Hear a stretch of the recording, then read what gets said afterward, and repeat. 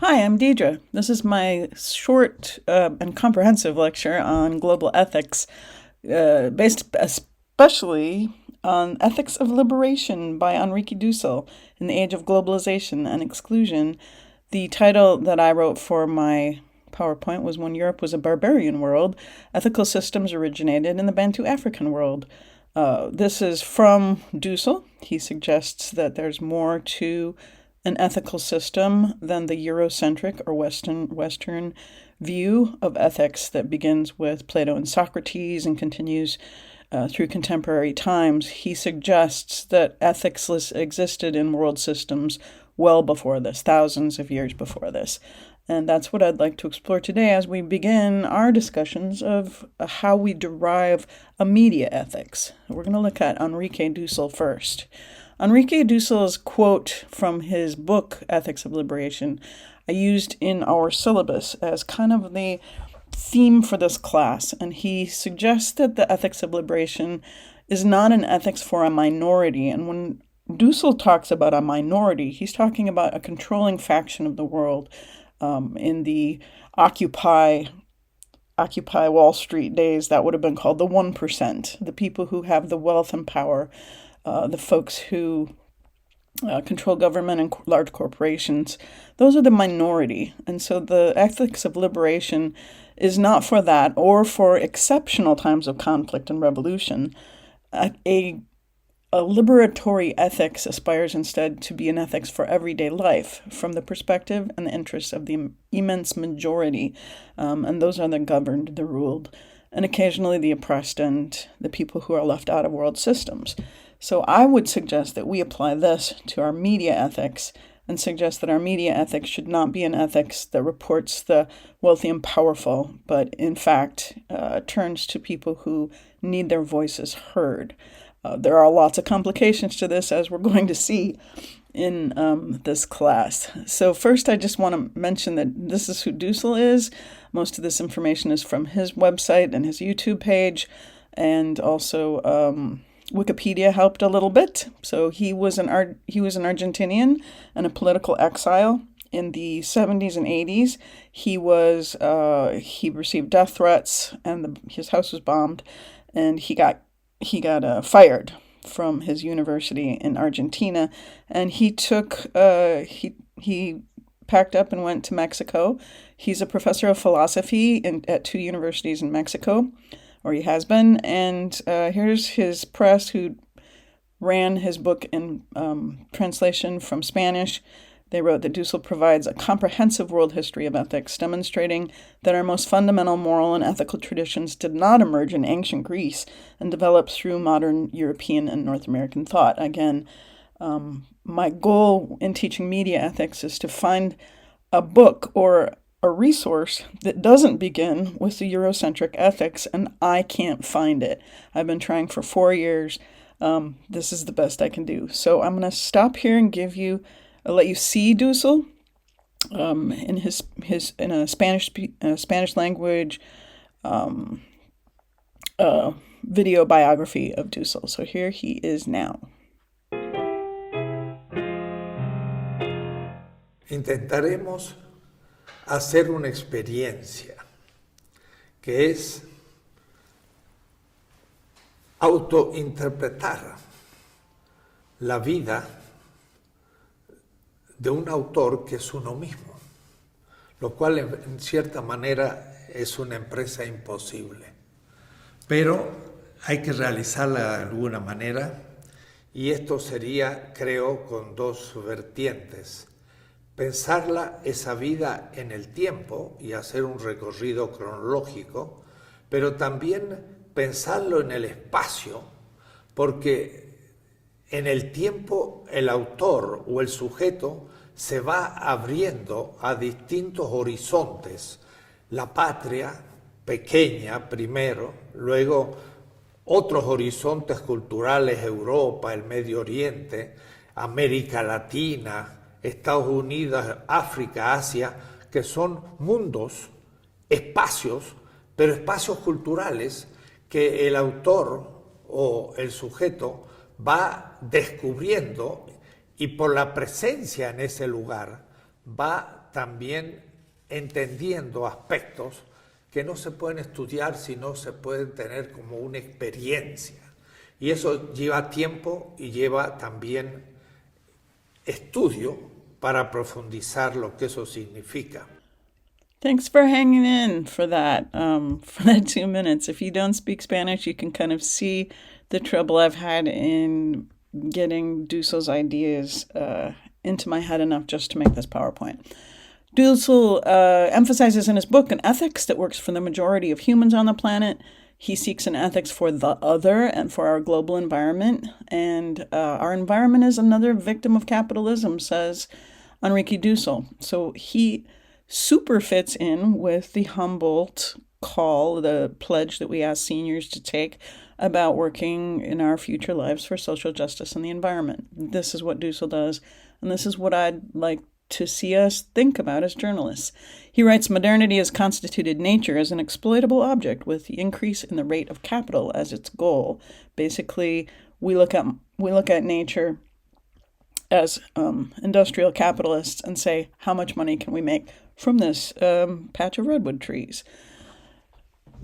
Dussel begins his book with a long chapter on the roots of ethics that he very clearly says do not begin in Europe. And it is his quote that inspired the title of my lecture about Greeks were barbarians when ethics emerged in Bantu Africa. So 4,000 years ago BC, city of Heliopolis, schools of sages emerged. These schools would be influential to the Greeks thousands of years later. Creation stories were recorded, and sages pondered the meaning of life in these schools. The creator was called thought, the rational creator, and creation emerged from the heart of thought and through his language. And I use the he pronoun because that is thought was considered masculine. Mot is universal truth and the key to Egyptian ethics. So here's a little more on Mot. Mot is what the right order is in nature and society. When I sent an email to you recently, I said, do the right thing at the end of the email. So what is the right thing is the very question that ethics asks. And in Bantu Africa, Mot was established by thought, the creator thought. And Mot was what is right, correct, just, and true. Mot was a guide to the correct attitude one should take toward others. The body, or the ka, a person, is valuable in this culture. Dussel refers to the value of humans and their actual bodies as having great carnal, historic, and communitarian positivity. He thought that this was especially important, and he'll discuss why in just a minute when another philosophy comes along that considers human bodies as vulgar, profane, and kind of gross. So here is what the ka in the Mot has to reply when they pass away, when they die and pass out of this world. They have to answer for how they spent their life by saying these things. I have not done falsehood. I haven't lied. I haven't been greedy or made anyone hungry. I haven't destroyed food supplies. Again, this is a value of the human body is an important thing. I have given bread to the hungry, water to the thirsty, clothes to the naked, and a boat to him who was boatless.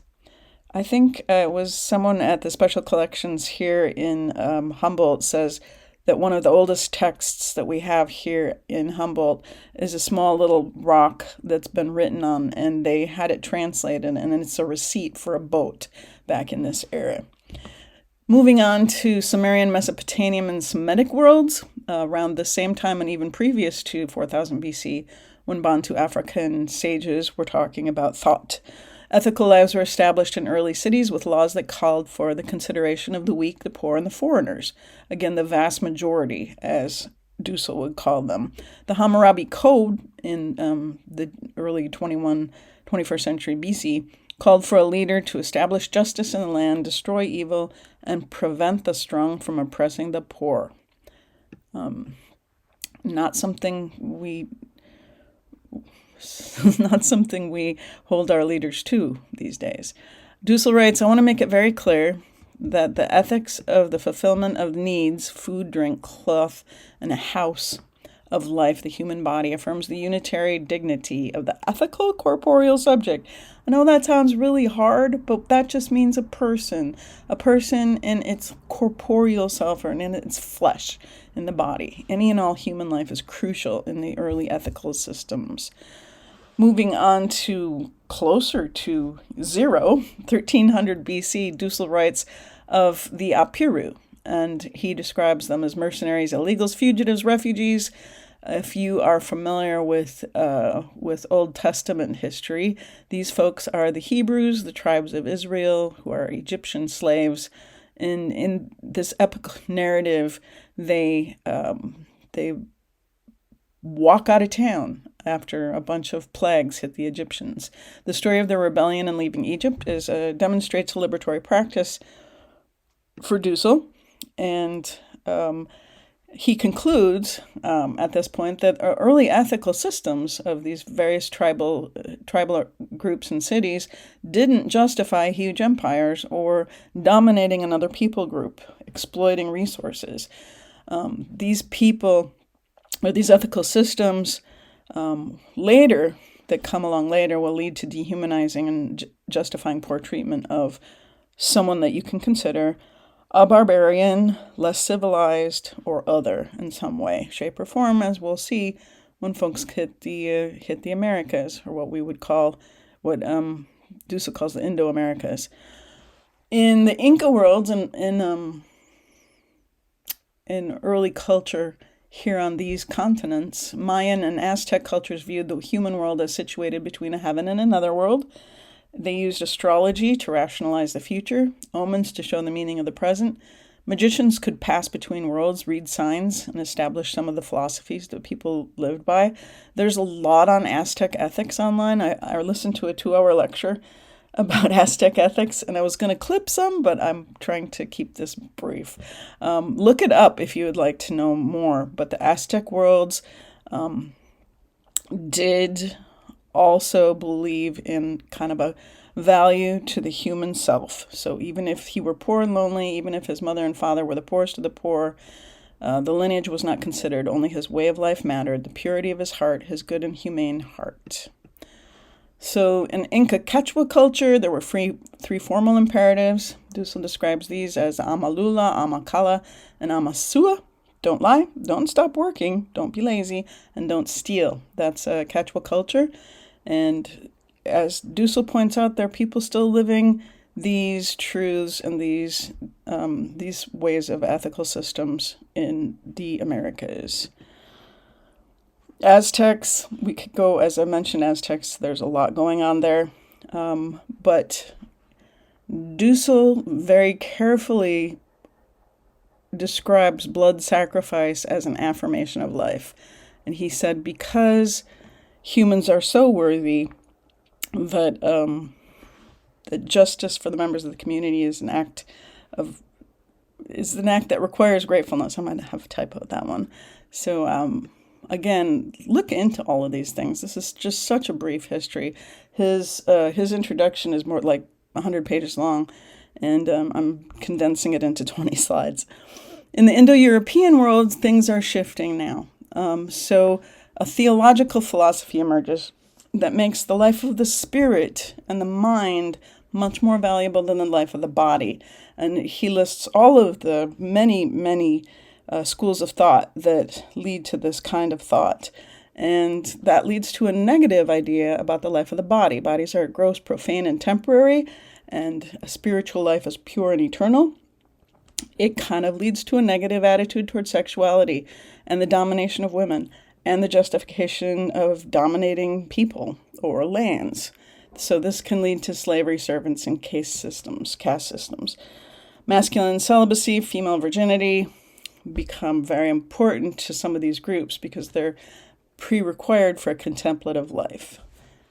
You don't want to be engaged in anything physical. You want to keep yourself pure for the life of the mind.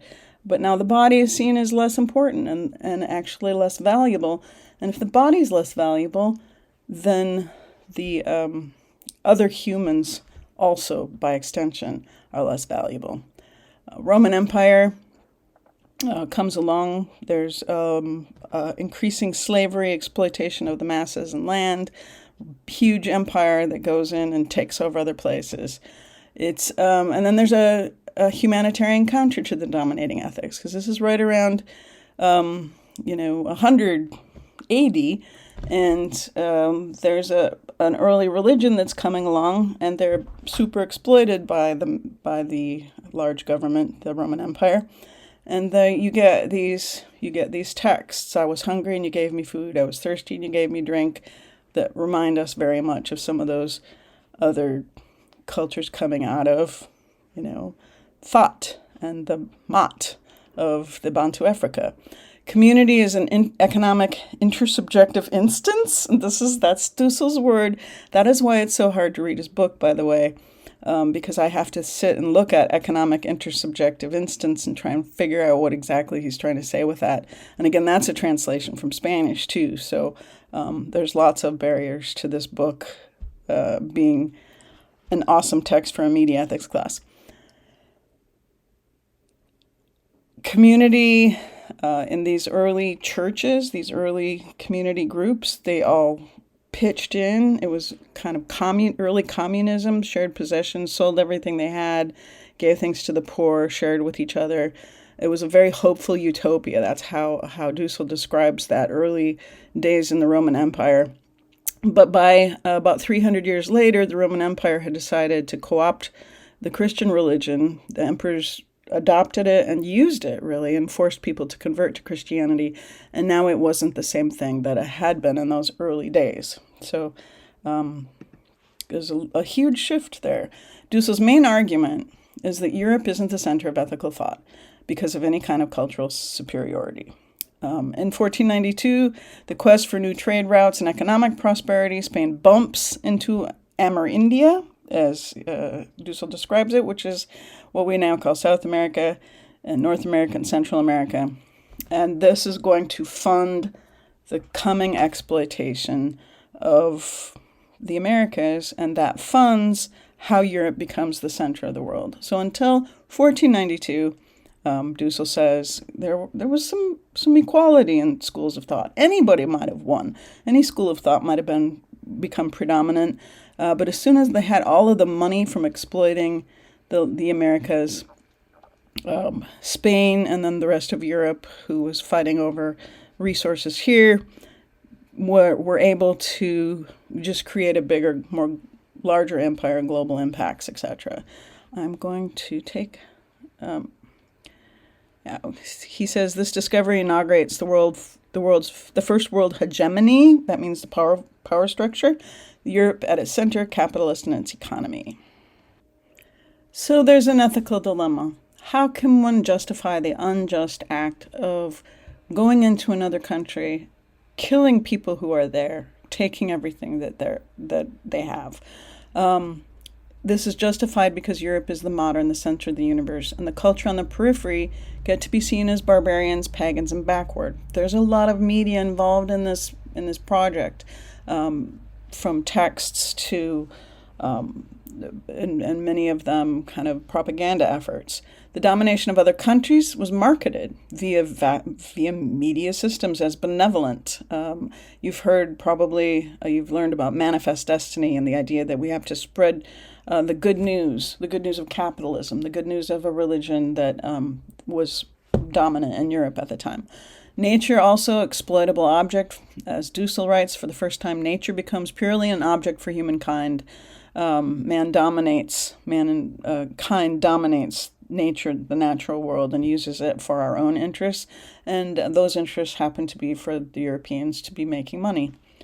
Dussel continues, nature fulfills its fate of being consumed and destroyed. The byproducts of that destruction accumulate on the earth until it jeopardizes the reproduction or survival of life itself. Yes, Dussel gets to be a little bit of a downer, but he has a hopeful message that we can learn about. This and do better at finding an ethics that's liberatory. So how does this apply to media ethics? From ancient texts to today and our social media, media has been a tool in shaping public attitude toward these big ideas about what's right, what's ethical, and how we should live. Eurocentric media According to Dussel, capitalist institution, market demands are infused in all its content. From advertising to advertorial, that's a editorial content that's actually paid for as advertising and sometimes not marketed as such, to press releases that we run as stories in our newspapers. I would like us to think about ways that we can break free from that. And I'm going to, but first, before I talk about breaking free, I'm going to depress us some more by sharing the Chomsky and Herman's 5 filters of the propaganda model. As I mentioned, propaganda is how messages happen in both countries that are totalitarian and in countries that we consider democratic. In countries we consider democratic, there are 5 filters. I have a great video that's narrated by Amy Goodman from Democracy Now! That I link to here at the bottom of this. Think I'm going to let you watch it on your own and not make it part of this long video. But here are the 5 propaganda model filters. And the first is corporate ownership of media. I'm going to give you some content. Harvard Project did a great media ownership project that talks about who owns media. Very, very small number of sources out there control the messages that we're getting in all ways, shapes, and form, because the owners have an agenda. The owners have a profit agenda in general. Advertising is another filter on our news media. Advertisers can threaten to not fund our projects when we do things they don't like. In my instance, I once did a story. I've said this many times, so I'm sorry if you've heard it before. I did a news story where I had a chemist analyze fish that I purchased in supermarkets and test them for levels of toxic metals. And in specific, some of the fish that I found exceeded the tolerable level of mercury, the EPA mercury limits. Should I start over? No, I'm going to plug on. I ran the story. I had the story. I had the content. I had scientific facts that showed that some of the fish being bought in a local supermarket was dangerous, especially for pregnant women and small children, and they shouldn't be eating it. My newspaper did not want to run the story because we sell advertisements, huge advertisements to all of those grocery store chains. And so they were very nervous about running it. And when they finally ran it, they ran it in a barely noticeable place in the back of the paper. So they didn't give it a lot of play because they were really worried about advertising. Sources, where our info comes from. Here at the university, we rely on Marcom frequently to answer our phone calls, and sometimes they just won't call us back. If we don't make friends with people, they don't give us access, we don't have a story. There's a lot of complications when it comes to sourcing for our stories.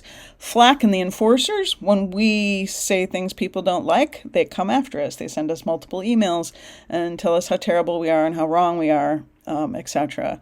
That's flack, or can even boycott our newspaper, or if they're an advertiser, take away our advertisements. Ideology, at my newspaper, we had to be pro-capitalist and pro-business. My friend says an indicator of ideology is the fact that most news media have a business section and very few media have a labor section. So that's kind of telling. I hope you watch this explanatory video. I'm going to assign you to watch it, so I hope that you get a lot out of that. And my final recommendation is that there's a lot of reading on this if it's super interesting to you. I don't even know if you made it through this whole PowerPoint, but if you did, hot damn, congratulations. I give you extra credit. Email me a name of a book that sounds interesting to you, and I'll give you 5 points extra credit for watching my whole video. Oh my goodness. Thank you, and go out now and watch the video on the propaganda model. It's a cartoon. It's really interesting. See you. Thanks. Bye.